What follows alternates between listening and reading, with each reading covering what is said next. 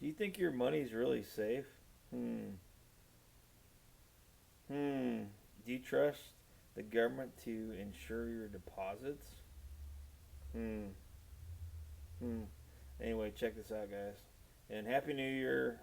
Been having problems with my phone, so I haven't been able to upload or create videos for a little bit. So, anyway, take care, guys. Peace out.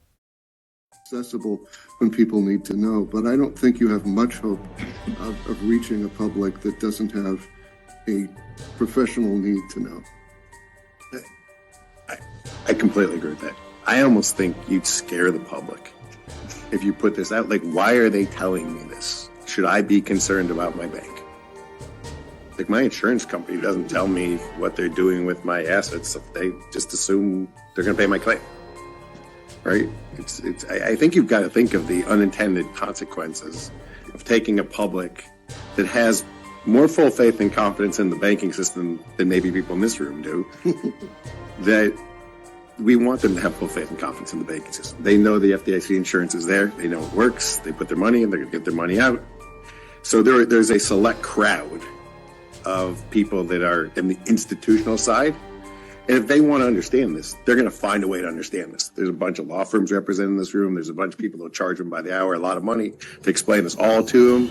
And it's fine. I don't have a problem with that. And they all have huge staffs. But I would be careful about the unintended consequences of starting to blast too much of this out in the general public. Some market tests of whether you're being heard. And I think about TLAC.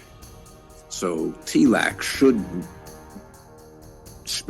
respond to good and bad news about the institutions. And it's really important. I mean, it's a little bit conflicted, right? I mean, it's important that people understand they can be bailed in, but you don't want a huge run on the institution. But they're going to be.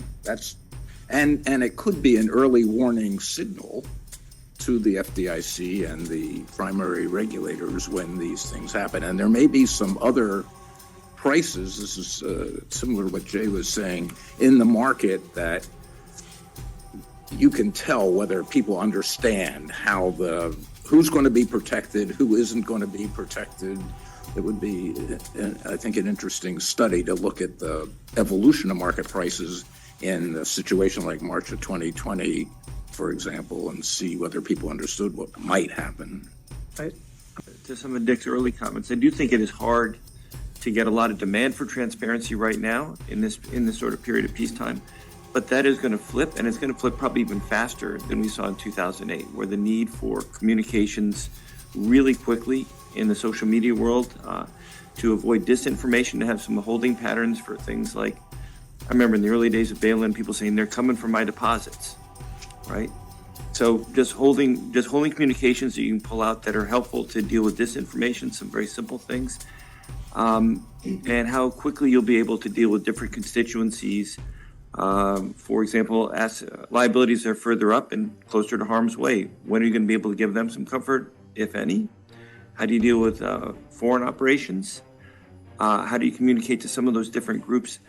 I think ex-ante preparation for the speed of scaling up and the ability to get information out to avoid rumors taking over the narrative strikes me as probably the place that feels like it's got the most benefit in a world where I think you've done a pretty good job of getting out the basics of Title II and some of the basic resources that are available now. Have you noticed that as everything around you seems to decline, one thing still grows? It is the power of your rulers. None of their plans and directives have solved your problems or made your life better. The only result has been their increased control over you at the cost of your freedom. Do you know why? You gave them the power.